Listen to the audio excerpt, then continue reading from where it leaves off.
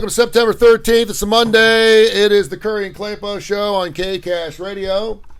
You're watching us on Facebook Live for people listening on the KCast Radio app. You're like, I don't give a crap. I'm not watching. I'm listening, and that's good, too. We, of course, are on from 7:30 to 9:30 Monday through Friday morning. You can also hear us again from 6 to 8 every Monday through Friday night. We trying to figure out a way so more people could hear us. Mm-hmm. We have a television thing we do with BRC. We have podcasts that come out every single day. We have our YouTube channel you put up every day. Mm-hmm. We're all over the place. But a lot of people love listening to the KCast Radio app because it's our home. And so we started moving it from 6 to 8 at night. And now more people are listening there. That's great. That's great. It's super. We got a lot of good things to say. We do. We got a lot of stuff to get into today. I tweeted something over the weekend. I saw it. I love me some college football, and people know that about me. But I love me some pro football. Yep. My 16-year-old kid's probably more into the pro football. See that. So there you go. I really could, because someone asked me over the weekend, what do you like more? And I said, really, it's different. It's just great to have a full day Saturday of dedicated to college football and a full day on Sunday. And of course, yesterday was the first full day of Sunday, and the red zone is just fantastic. My Bengals won yesterday, which was amazing. There was a fourth down call in overtime, which was just fantastic. It was just great. And so I'm watching, and I said, saying which one I like more is like telling people which child I love most. It just doesn't happen. So I got a very interesting tweet from a gentleman that came out, and he said... he said which kid you like best? He said, I love all my kids equally as well, but if I had to choose one to send to daycare, the choice ain't hard. And then And then someone else, John Dorman, wrote, everyone has a favorite. You may not want to ever admit it, but deep down you do. There was a journalist or a radio guy or something. This is about 3 or 4 years ago, that said, let's just cut the crap. We all have a favorite child. Now, let's just separate this first. Yeah. Between love. And which one you like more, or which one you have more in common with. I think. Okay. Well, you're already making it a little more complicated. Well, sure. Is there a child that you love more than another child? No. Now. Well, no, I mean, I don't. There are definitely. If you did, though, would you say anything? Would you say it? No, you of course and that's what I just tweeted out. I said, "Is it okay to Is it okay to say I do like this child more than this other child? And second of all, is it okay to admit it to somebody?" You're a psychologist. You're a psychologist. You're a psychologist. You're a priest, you're a rabbi, you're imam. Yeah. So those are the only people you could do. You could do it to you could do it to that's it. I'm trying to think, is there anyone else? That's it. Psychologist and any clergy who's sworn to secrecy. And is there something wrong? Fathers are always going to have a special bond with their sons. Not necessarily. As a rule. No. As a rule, because we're men. No, they are. No. I'm speaking for every guy out there. Okay, but you're full of shit when you're speaking for every guy. There is already. What if your son is not interested in anything that you're interested in, and what if your son goes completely against all the things you want to do? I'll make it even stronger. I'm just telling you from a gender situation. Okay, if you're a guy, there is already a lot in common you have with your son. You both have PPs. You both are boys for the most part, unless your son turns out to be gay, and that's minimal possibility. But for the most part, you're going to have a lot. Boys are going to spend more time with their fathers because they're going to be camping more. We're going to be chasing frogs. Dude, you are so over. You're so. And girls are going to do more with their mothers. Period. No. As a general rule, yes. No. Yes. There's more. It's not to say that fathers aren't a huge part of their daughters' lives. That's what I'm talking about. They don't get a father-daughter. That's not what I'm talking about. That's not what I'm talking about. No, listen. You really are broad brushing it, and you're playing into the very stereotypes. There are millions of fathers who have daughters. I'm thinking of every combination. There are millions of fathers who have daughters and sons. Now, here's the other problem. You have to have fathers and sons. Well, that's the other problem. So let's say if you daughters only. Then. So, you don't have anything in common with them? There's no point. There's no point there because they don't have a son. So if there's no argument there. Okay, so if you have a father and a son, a daughter and a son. Yeah. What you're saying is that by definition, you have more in common. By definition, I'm just saying there's more common ground between a father and a son than there is in a father and a daughter. Why? Because they're both the same gender. We have more in common. Okay. Our body types are more the same. Yes, that is true. We both have a penis. We both have a lot more in common. That's all I'm saying. Anatomically. I'm not saying they love them more. No. But anatomically, you're yes. a little ahead of the game. Yes, anatomically, absolutely. Okay. And those. But as far as interests and compatibility. We both have lizard brains? This is where I think you're completely wrong.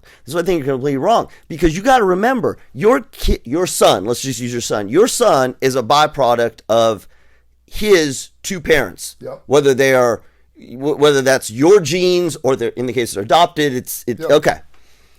And who they are, not anatomically, but who they are, their interests, their personality tendencies, all those things are, you have an equal shot of them being as much their mother, if you will, as your father. And we see kids, definitely see kids, we'll use sons, who are this interesting, like half and half.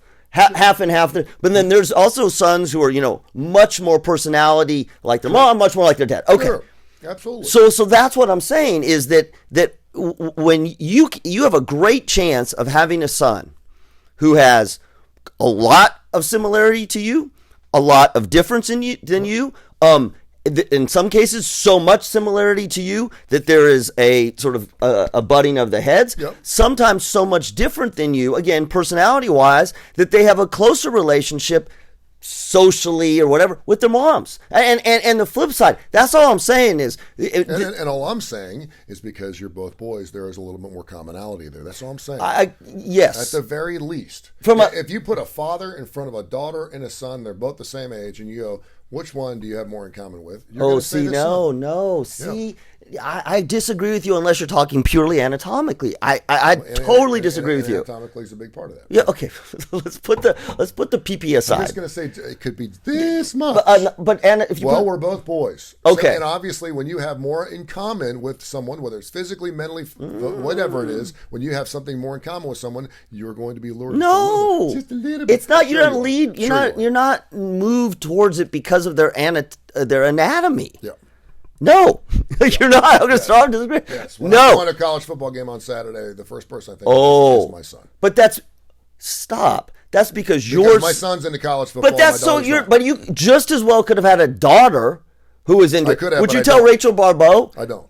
No, but see, that's got nothing to do. That's just the way the cards are dealt. Your son has as much of a chance, and your son is very much into the sports that you are in. Yeah. Okay, but there is absolutely as much of a chance that your son would have no interest in what you're doing. And I would say like a million men out there would disagree with you. Ooh, a million men are in denial. A million men are in denial. Do you know how I watch more men screw their kids up because they're trying to mold them into They're trying to mold them in terms of their interest in what they want. Yeah. And I'm not talking just football. Yeah. Anything. I understand. Yeah.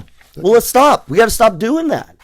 We do it so much that it creates far more problems than you lose your bond when you. Let me say a step back. When the kids are born, every parent does the same thing, almost, and that is we try to mold them gently into the things that we like. It makes sense, right? Yeah. Particularly if they happen to like it. Totally makes sense. It's awesome. Mm-hmm. And then there comes this point, it's usually around, I don't know, age 5 or 6. Yeah. You get your kid to play football and the girls are dancing and all this stuff. Yeah. And there comes this point where you go, okay, the kid doesn't like football. The kid doesn't like, Yeah. But there's that moment of reckoning because they're young enough that you're going, oh, no, just come on, just play another year. Come on, watch. And where you have your choice is at that point, you got to stop. And more parents don't stop because, and I understand, we want them to like the same things we do. And it's super hard for us to accept that our kids don't necessarily like the same things that we do. And the more we hammer on them, one of two things happen. Either the kid is compliant. Oh, yeah, Dad, I'll go with the football game. And then, 10 years later, God, I can't stand every damn game. Or they rebel and I don't want to do this. And that's what I say this, Tony, because I see so many parents so caught up in the rejection that they feel because their kids are either not like them, don't want to do the same things they are. Yeah, well, I'm not going there. That has nothing to do with where are you going? You said sons are more like it. They're not. But you're talking about forcing your child to like No. I'm saying naturally. No, I'm naturally. most fathers I know anyway are like, okay, their son doesn't want to play soccer anymore. Okay, fine, we'll do something else. I don't. That's you. Okay, you're that's that me. way. I know. Okay, I'm not like that. Oh, come on. No, you're not. No, you're not. But come on. But I will tell you this: if my kid's going to commit something, he's going to do it. No, that's what I'm you talking want to be about. on the soccer? Okay, well, that's another thing. But I haven't pushed my child. You haven't. Hey, no. Yeah, you haven't. Yeah. But I see more. No, you're. Oh, yeah, we see it with football down here all the time. Yeah. There's a lot of kids that play 3 or 4 more years of football than they probably want to because their dads want them to be the next Alabama or Auburn football star. That's all. That's what I'm saying. But I do not think sons and dads are, other than anatomy, are any more alike than dads and daughters in terms of personality, their tendencies, their interests. Yeah. It's I don't know, it's not a 50-50 shot, but you got it. Okay, it's not a 50-50 shot. What do you mean? Well, okay, hold on. Hold on. You just said it's not a 50-50 shot. Okay, then which way does it go? You can't predict it because the reason I'm saying just saying 9 times out of 10, that 51% probably is with the boy because of the father and with the mother. No, because I'm saying that your child's disposition, let's use that. I'm trying to find the right word. Personality, disposition. Put the genetics aside. I mean, not the genetics, I'm sorry. Put the anatomy aside for a second. Their personality, their disposition, kind of what they're like.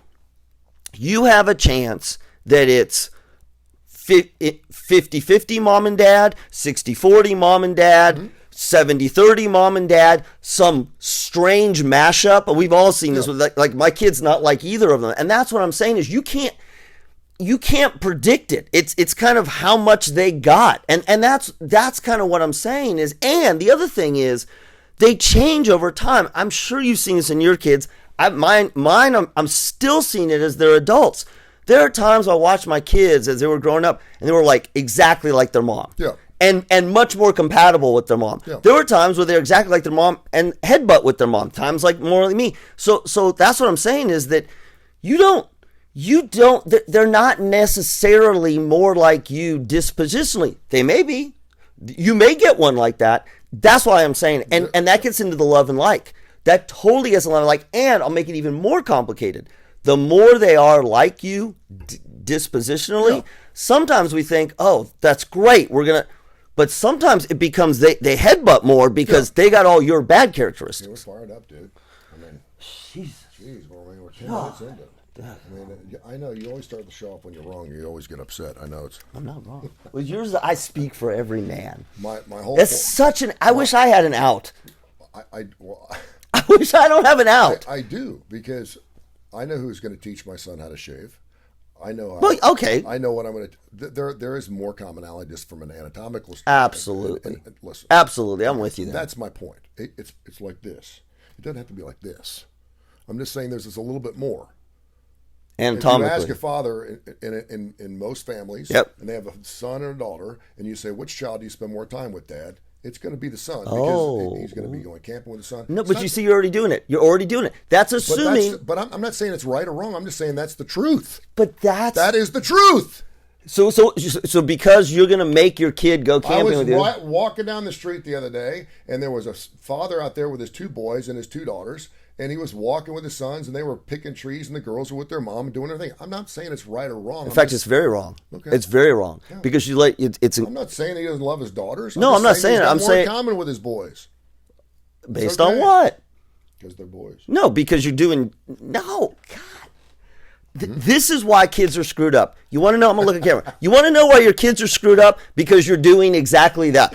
This is a boy, and they should have more in common, and they're going to have more in common with me. Someone take it. And so not only you're screwing your sons up, you're screwing your daughters up, because now your daughter feels abandoned by you because you're busy doing stuff with your son who doesn't really want to do that anyway. Like, stop living in a fantasy world. I see more. There are more of us parents who live in an absolute fantasy world about what we think we want our kids to be. No, it's not what we think they want them to be. It's what the kid wants. No. The kid wants to be with Dad. You're so full of it. You're doing that, and you got this fun. This is the Tony. I'm gonna tell you. You want to hear it behind the scenes? No, I understand. This is the Tony Curry. Josh is wound up, so I'm gonna just keep putting it in there. No, I understand your point. I do understand your point, and I think we're both right. in most cases, we're both right. You know I'm right. You just said I was right to an extent. You said, yeah, a little bit. But I understand, but I understand anatomically. But I understand your psychology, yes. I think you just better be real. You have to be super careful. Not just because of the sons forcing them to do things they don't want to do. I see a lot of daughters who felt... No, I mean, more so for the daughters, because daughters that don't have that father figure in their life and sons that don't have a mother figure in their life are screwed up. No, but no. That's not what I'm saying. I'm saying father and mom in their life, and dad gravitates towards the son because that's his area of comfort, and the daughter... And sometimes it's because the son wants to do something that the mother doesn't want to do. That's fine. You boys go off and you guys... But I get that. Yeah. I get that. But when the daughter wants to, I see a lot of times the daughter gets the vibe. Mm-hmm. You don't have to say it. Yeah. Daughter gets the vibe that this is what the boys do. Yeah. But that doesn't fly. All right, so the whole point of this thing was, is it okay or is it taboo? And like you said, you can say it to your priest. I was trying to think who else you could say. Therapist, I don't know who else you could say it to. Because most dads I know, if they have multiple sons, yes, it's not. See, it's so taboo. You can't even ask the question. You see it. Yes. One kid is more like the dad, or he's more compatible. More compatible. Or he does more things that the dad wants him to do. Where the other kid's a little quiet, he's more artistic. Maybe he's off doing his. You love the kids equally. You will always love the kids equally. There's a million, trillion, billion different types but you see of what love. But you're going on. That's the big difference. I think you can throw out the whole. I love this child more than the other. Yeah, I agree with you. You should anyway. Oh, absolutely. Because if you don't, you're messed up. Right. To sit there and say, I love this child more than the other, you may love them differently. Yeah. You may have a lot more in common with that thing. I saw it with my dad. You know, my dad didn't have nearly as much in common with my oldest brother as he did with me and his second son. Didn't mean he loved him any less. It just means that he had but did more your in brother... common. And so when we get together, we would end up talking the most because we had so many compatible things. And Did your brothers feel at times, yes, sometime, I don't know when, that their dad didn't love them as much? Yes. That's the problem. And that is a problem. Because if you're the parent... Unbeknownst to my dad. Yeah. So if you're the parent and you can say, I've seen... of course I love my kids all the same. That's known as the black sheep in the family. And of course, you saying, of course I love all my kids the same, even if you tell your kids... Of course, because you see this all the time. There's 2-3 kids, and one of the kids comes out and says, "You don't love me as much as, my brothers or sisters." Yeah. Right? And what do we do as parents? Oh no, that's not true. No. But the kid says that because they're not making it up. Now sometimes they're being a little melodramatic or whatever, but they're not making it up. They're making what they're going on is based on how you act and interact with that kid. So this is your challenge as a parent. Even if you love them, absolutely love them the same or love them whatever differently, if you're not showing that, your kid knows instantly. Yeah. So again, I've seen this in my own family. When your child and you are compatible, you like the same things, it's easy, right? And then you got the kid who's less compatible, either disposition-wise or interest-wise. And a lot of times what parents do is they just kind of slowly gravitate just a little bit more towards the kid that they have, right? You have to show, if you love your child, that you are as interested in what they're doing. Again, if they're artistic and you're not artistic, it's not that you have to become artistic, but you sure as heck should say, you know what? I'd love to learn how to You see this paint. in family businesses a lot. You want to talk about a disaster? Yes. When I watch the men who made America, or you watch that show a lot. It's great. It's very motivational. Or the machines that made America. Yep. It's all about these families, and inevitably, whenever the father's doing very, very well, he either wants his son to follow in his footsteps, and he makes it very difficult for that son because he's got to do it his way. Or the son feels intrigued or feels like he needs to take over the business because he started at a younger age. Maybe he's putting widgets away or something at the age of 15. Look at the Trump family. But there's always that one child. Look at the Trump family. Look at the Kennedy family. Great point. I mean, those are and those are families where there are males and females. I think first of all, you take any combination, all boys, all girls, half and half, gay, straight. I mean, it doesn't matter what the combination is, it poses challenges. Yeah. And you see it in every family. And I think it's our job as a parent not to just say that we love our kids, equally but differently. But for that child that we are less compatible with is kind of a pain in the ass. Like, we kind of don't like them much. Yeah. It is your job to show that child that you show them that you love them, not just like somehow feel that you do. And that's hard. We always talk about parenting is hard. The easy part of parenting, especially when you do have a son that seems to be doing everything right. I see it in so many families. Oh, where now at the age of 55, because their kids are older than mine, where one son's really, really doing well. He's just doing all the right things. And he's successful. He's got the family. He's doing, again. It's a long life, right? Yeah, right. Change. I know what you're talking about. The other son, where he's just like, I just can't. And they may be close in age. I just can't see what he can't stay in the same job. He's moving from place. That's to place. right. He's How do you do right? And so that's you love them equally. But you have to show them that you love them equally. And again, I'm not saying that you say it's all okay. Yeah. That's the hardest part. And if you're truthful with yourself, if you're truthful. It's easier to love the child who you're more compatible with if you don't tap into a deeper level what it means to love your child. Mm-hmm. Because if you say it's easier to love my child who I'm more compatible with, is less pain in the ass, all those kinds of things, now you're not really telling me that you love it, that you really love. Now it's just you're not very deep. Yep. You're up here. And as a parenting, you need to be way down. One of those guys I'm really compatible with is Tommy Williams at Workplay. They do fantastic work. They've been closed for a long period of time because of the COVID-19 restrictions. They keep pushing back their open down. And he's like, when we do open up, we're going to have a hell of a party. They have a happy hour at 4 o'clock. They have 3 beautiful rooms. They're doing a bunch of virtual stuff down there. You go to workplay.com. Check out their website. It does change. And they're going to have some special events down there where you can actually rent the place out. Check out Tommy Williams and Workplay and workplay.com. It's a fixture here in Birmingham. It's fantastic. We've had our Kurre and Klapow come together down there, which we'll do again. We've had Bright House Foundation stuff, wine tastings, anything. It's where you are the star. And I say it's where you are the event capital of the South is where that's right. That's right. They have some great stuff. Check out Workplay and workplay.com. We'll get more into that because we got some more rabbit holes we can go down, which people. Yeah, I can see. The phone is just scrolling. Nobody needs monster drinks in the morning. Ashton Kutcher was the guest picker on ESPN's College Game Day, which was pretty funny. And for College Game Day, they usually get like a former athlete. They had Bill Murray on. They've had some pretty good. And he came in on some large combine for the Iowa State game. He's a huge Iowa fan. He was right. Iowa to get the victory. I thought it was funny because we talked about on the show, people started chanting, take a shower. Take a shower. Oh, really? Because him and Mila Kunis sings with their kids saying, they're not dirty. We don't wash them. There's no reason to really wash them. So people... Yeah, dude, take a shower.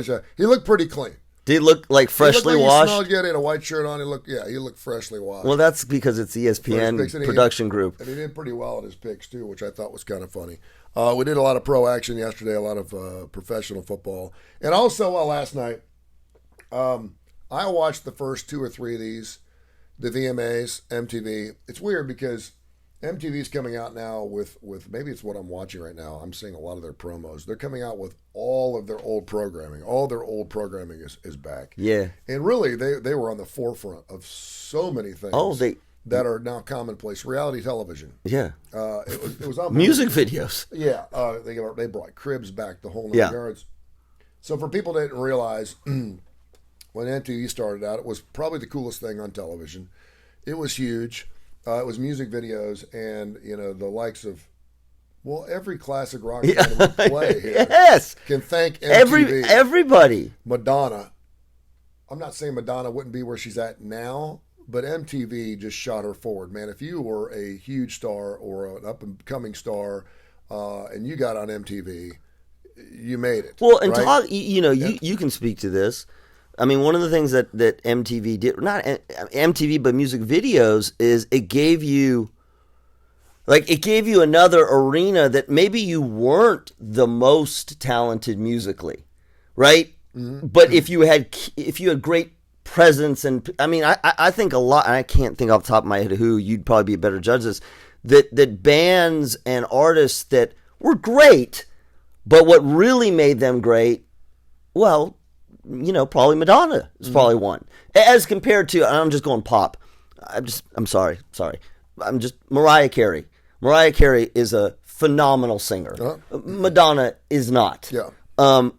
Madonna just shot to the top because of the videos that she did. Not just because she was on video, but the way they were produced. I mean, it fundamentally changed. It added, because it's like hearing a song. Yes. Particularly if it's lyrically inclined with some type of storyline, you kind of, it's like reading a book. You're going to read it your way. But then when you could see it and see what the artist wanted you to know the song portrayed as, added a totally. You listen to a song, you're like, the brand new Journey song is coming up. You couldn't wait to hear it. But boy, when the video came out, you were like, I cannot wait to see the video, because you got to see it. It's a visual thing. It's much like visual podcast or anything else we do. We all knew that audio was king. It was great. And then when you put the visual aspect for it, and I think for the most part, a lot of people didn't realize that MTV was going to be as big as it possibly was. And it just, it went on and on and on and on and on. And now, it got to the point where they played no videos. It was all reality television. Yeah. They did Dumbass or Kick-Ass or whatever. Jackass. Jackass, Dumbass. They did all these shows, and then it just kind of went away. And so they do these VMAs every year. And they have always been known as the most outrageous award show out there for a lot of different reasons.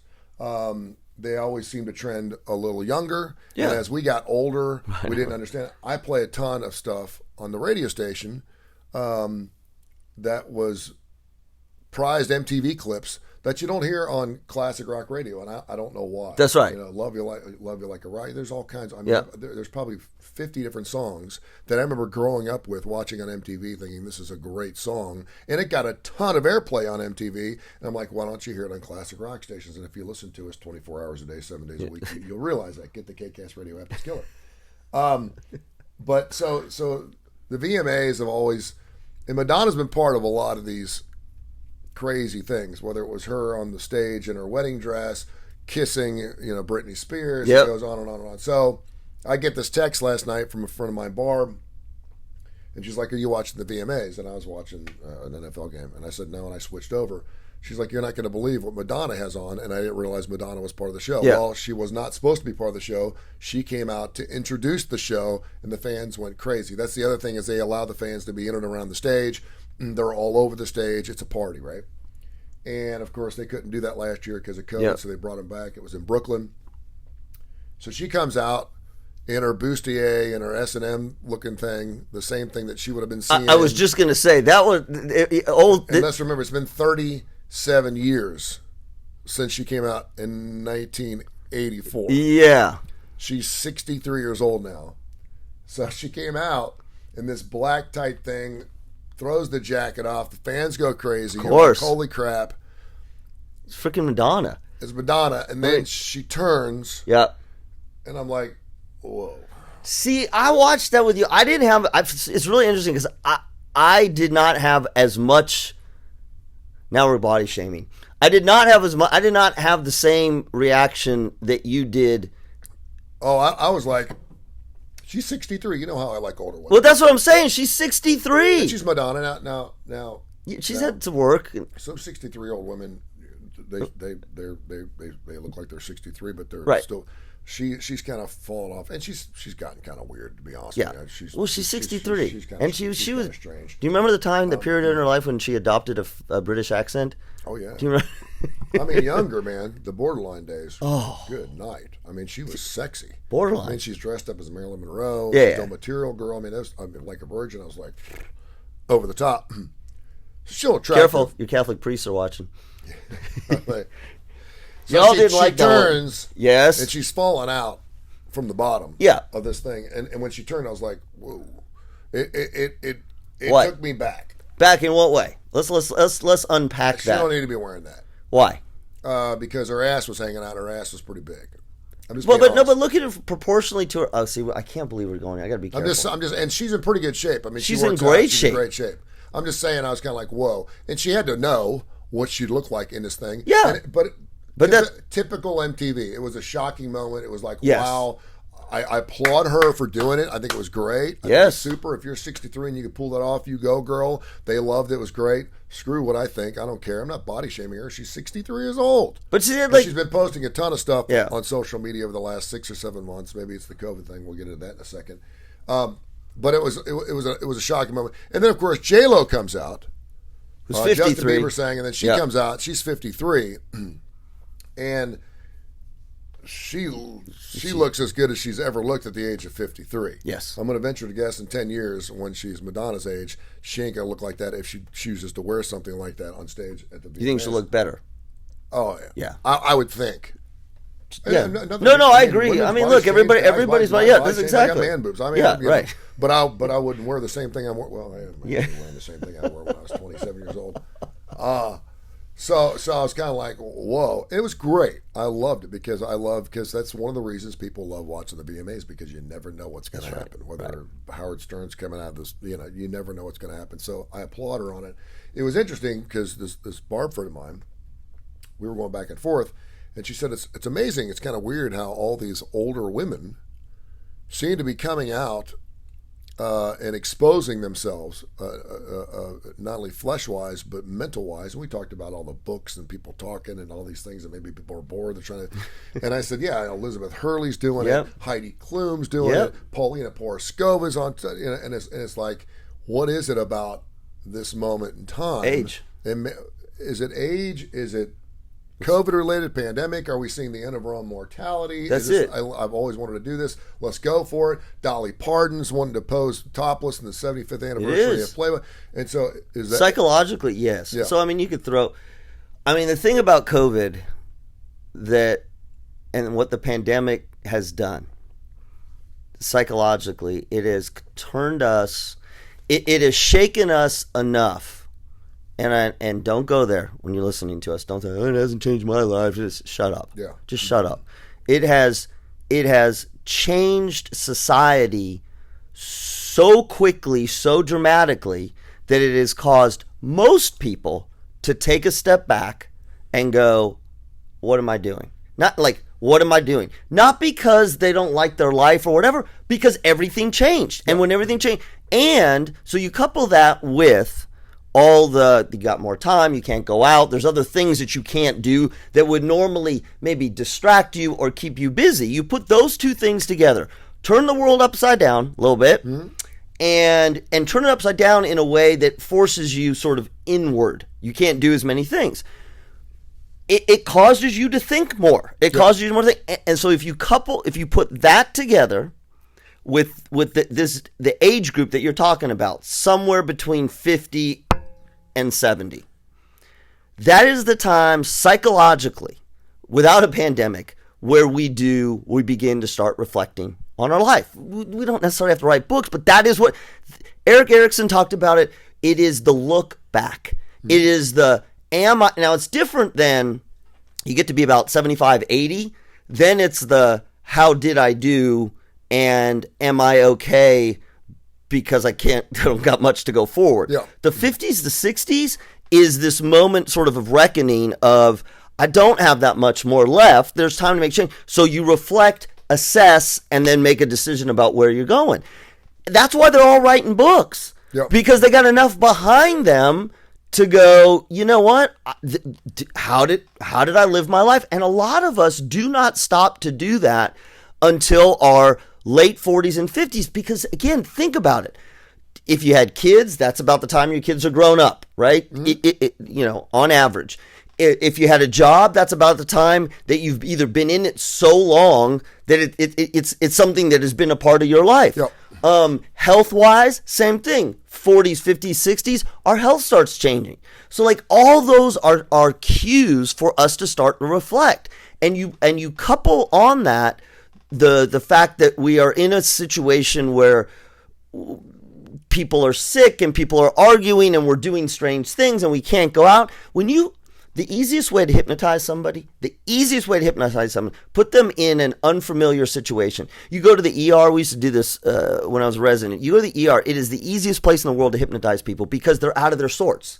right? Yep. They have nothing to anchor on. Yep. And I think that is what's happening for a lot of people right now. And yeah, that's exactly why they're writing the books, they're coming out with their butt hanging out, they're doing everything. It's like we lost our minds a little bit. Yes. No, and sometimes it works, sometimes it doesn't. I was trying to think. I think male. It's just interesting because I mean, obviously, if you have the financial security, right? And, well, that's and yes. You're Madonna, you can do whatever the hell you want. right. You can do whatever you want, and you're going to be a freak. And people that don't like Madonna aren't going to like it. People who love Madonna are going to love it. Like if Cher came out in that same thing, and Cher's in her 70s now, where she was sitting on top of the giant gun on the ship. It would be really funny, though, if you saw people like us starting to do that. Us meaning non-stars. Non-stars.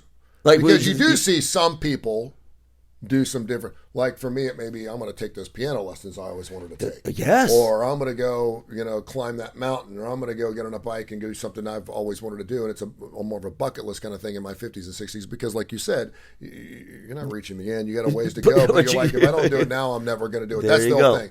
But we also know that 50 is that set age where we're kind of set in our ways. We don't change a whole lot. I use the grippy situation. If you wear grippies at the age of 50, you're not going to start wearing, boxer shorts at the age of 51. Some people do, but for the most part, they don't.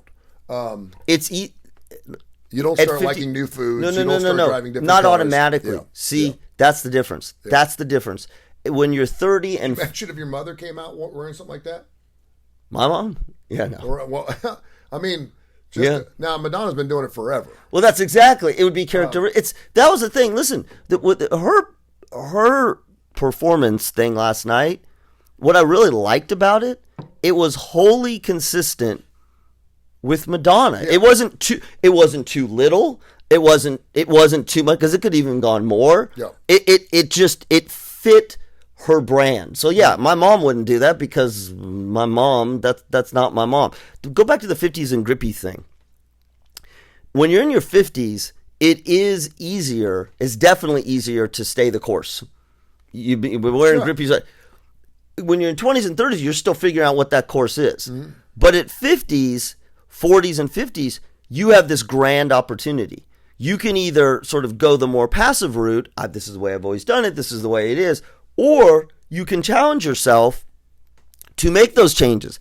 And one of the scary things is, and this is where you see, talking about midlife crisis or whatever, this is where you see all that pent-up stuff that I really wanted to do, butt heads with, I'm 50 and I've always done it this way. And sometimes, what comes out of it?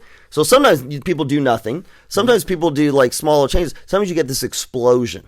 Yep. This is again, I'm gonna go buy the Harley. Mm-hmm. We're gonna sell it all.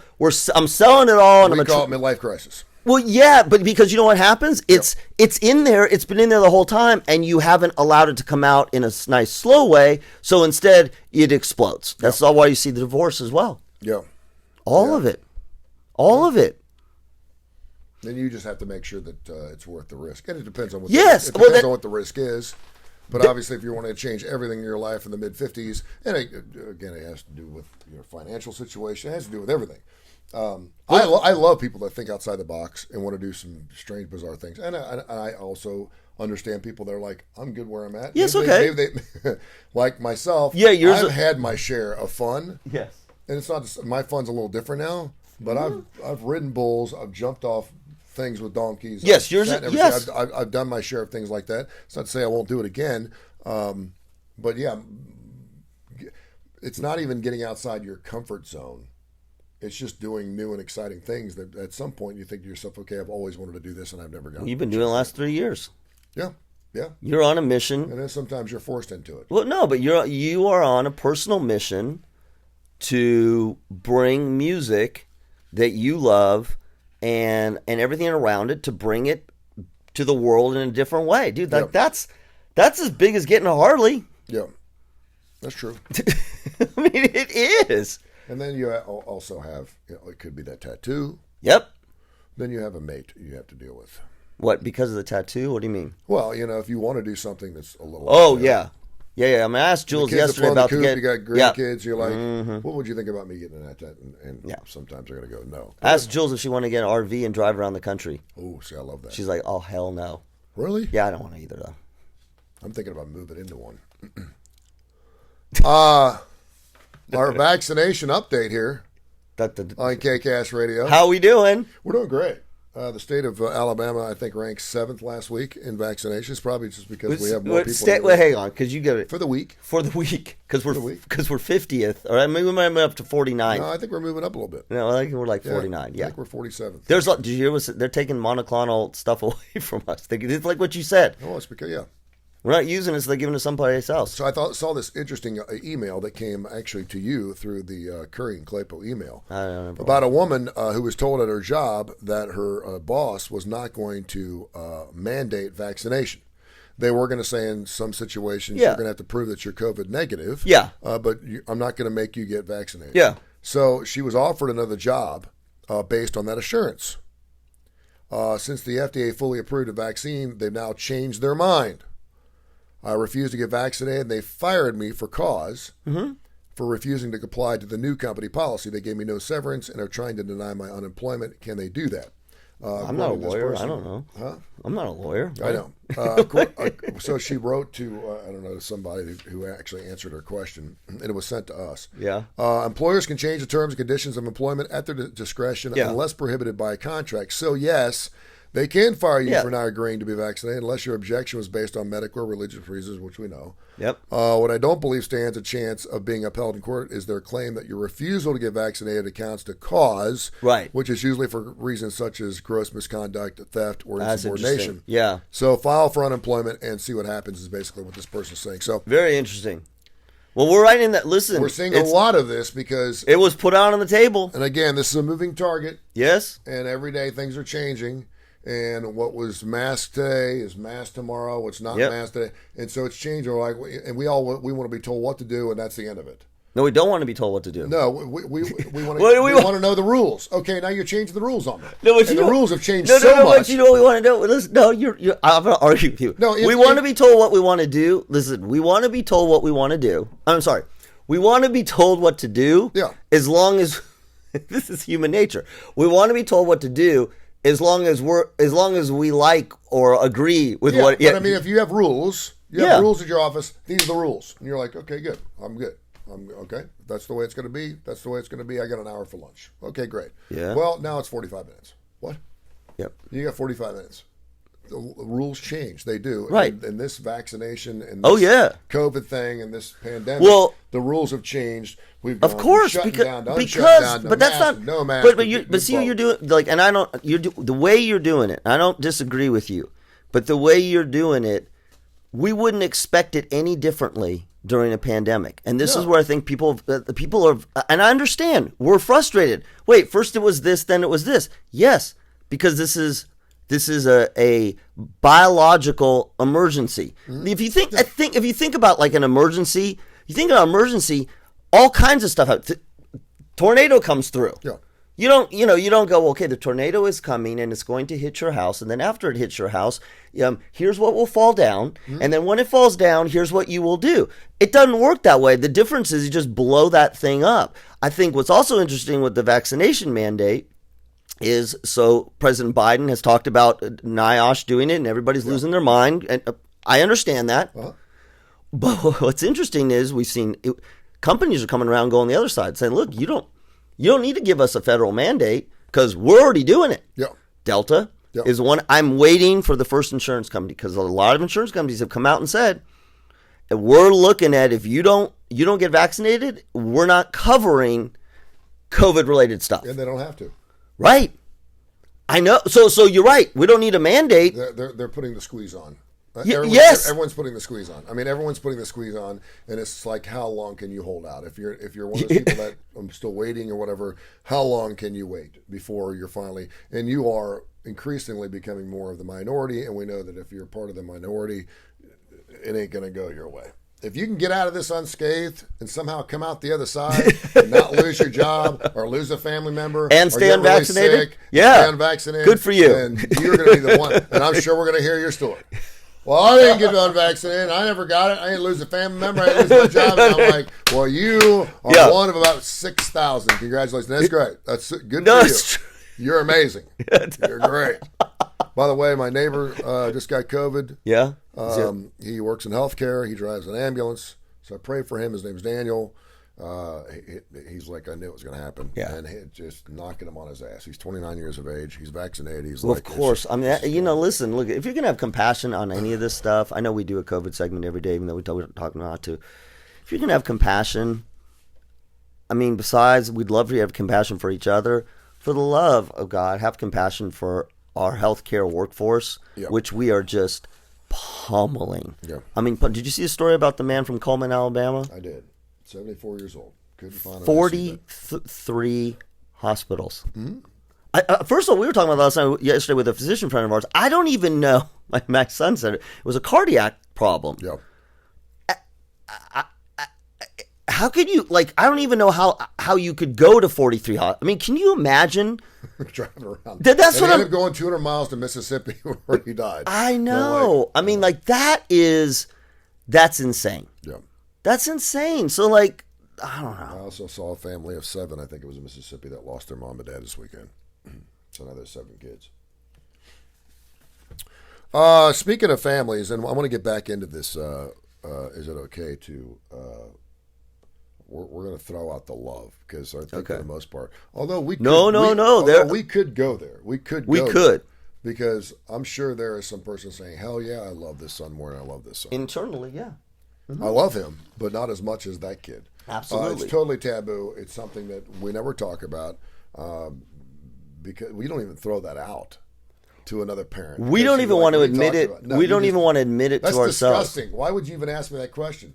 So we dumb it down a little bit to, okay, is there one kid that you have a lot more in common with, or you like being with more so than the other kid? And that's an easier one. I mean, it's still hard to comment on it, but you can get that coming out in social circles. Yeah.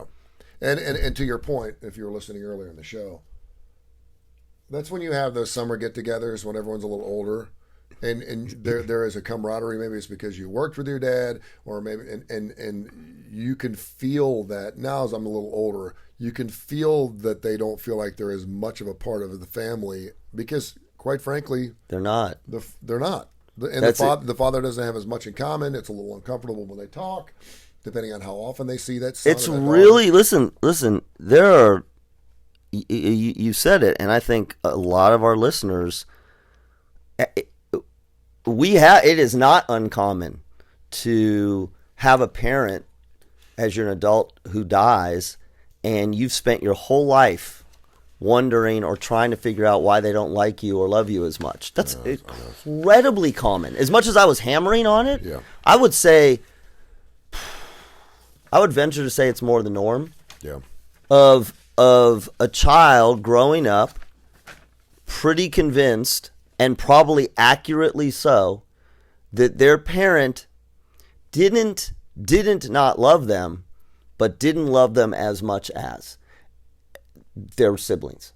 And listen, if we're just being honest, that and this goes back to what I was saying before, I think a lot of parents do love their kids equally, but they don't treat them as if they love them equally, because it's harder to show the one that is less compatible with you that you love them just as much. You have to. Yeah. You have to, because it is one of the most painful things as an adult, if you've got siblings, or even if you don't, to grow up and get to this point as an adult where you have to come to realize you've been denying it your whole life, that your dad or your mom just simply didn't love you as much. It is devastating. And you know when it's most devastating? Right at the end, when that parent is dying or dies, and you're in this really tough position because you know that they did not have that kind of relationship, and you feel obligated, and you actually feel like maybe this will be my last chance before they die. Yeah. And there's a lot of parents who go to their grave that don't, and I know that's a real bummer and whatever, but here's the thing, there's always the opportunity. That's the sad thing. There's always the opportunity. You could do it. The kids who feel that their parents don't love them as much. Like, if you're a parent, at any point, whether your kid is 12 or 22 or 42, and you can change over that, your 42-year-old son or daughter would be, oh my, thank God. And I think there's also that thought, depending on how old that father or that mother is, and it goes for mothers too. Oh yeah, yeah. Yes, it is. It is definitely not a dad. It's always on the father because fathers. No, but there's a lot emotionally attached and blah blah blah. Not always. Yeah, no, it goes to the mother too. There's that thought that you moved on, you have children, you're getting grandchildren, and now it's up to you to create that relationship with me. Yeah. I'm 72. What am I supposed to do? Am I supposed to change now? I love you. That's so interesting. And so why don't you come around as much? Why don't you bring the family more to see me? That's even worse. And that's even. Oh my God. Yeah, and that's you're an adult. That's great. You're an adult. You need to show me how much I should love you. Well, you know what? Right. Well, you're exactly. And you're going. You know what? You've treated me as second class my entire life, and now you want me to bring my grandkids around? Yeah. I mean, my kids to show you. F you. Yeah. And then it goes back and forth, and then somebody dies. There's one way to show love to all your kids. See, I was going to go there, and you're going, go. Go to backyardalabama.com. Yeah, I was going Woodspot. Man, I mean, my daughter loves it. We're like this. My sons love it. We're like this. Backyard Solutions, Backyard Adventures, they do it all. Playground sets, it's unbelievable. They do the metal ones. Mm-hmm. They sell residentially. They sell to playgrounds at schools. They do parks. They do it all. And I went there again a couple of days ago, and they totally changed that. The whole thing. It'd be real easy as a business to set up 70 playground sets. I mean, how many different ways you can do a playground set and just leave it for like years? They're totally changing up the way that they added another trampoline. They get the basketball courts. They get the verandas. They built this mega thing that's like, it looks like it would take up an entire backyard. It's unbelievable. It's first rate. The installation is fantastic. It is 110%. They stand behind their work. They do wonderful work. As a matter of fact, it will add some value to your home. And in most cases, if you have a Backyard Alabama or Backyard Solutions playground and you move, you're taking it with you. Mm-hmm. This is not one of those things that's going to fall apart in 2 or 3 years, not one of these cookie cutter things. This is the real deal. It lasts. They're generational. Check out backyardalabama.com, backyardalabama.com, or call 408-4FUN. That's 205. 408, the number 4, fun, and check out Backyard Solutions. Tell people about it. Yeah, well, I was going to say, another place where you can all come together is Woodhouse Day Spa. Mm-hmm. I mean, look, if you need to change your mindset and you need to change your frame of mind and be in a better place, go to Woodhouse Day Spa. They're located up at the Summit, 905-7676. This is just not going in to have a massage. This is going in to have a resort hour or a resort day. There's 5,000 square feet set up in there. There is a relaxation room. You can have manicures, pedicures, facials, massages. They're constantly coming out with new combinations of treatments, the finest quality, literally everything. Go in there, get yourself a robe, get yourself your slippers, go sit down in the relaxation room, and take some time for yourself to get your head straight. And that's what Woodhouse Day Spa does. You can go to their webpage today. It's birmingham.woodhousespas.com, birmingham.woodhousespas.com. All right. Thanks for watching. We'll do another segment here in a minute. Make sure you download the KCast radio app. Got a huge week. We'll talk some more about loving our kids. I also have the Lila Jane question of the weekend coming up. She's on fire. She is on fire. She had another one that is coming out of nowhere, so we'll have that coming up in a few minutes right here on KCast Radio.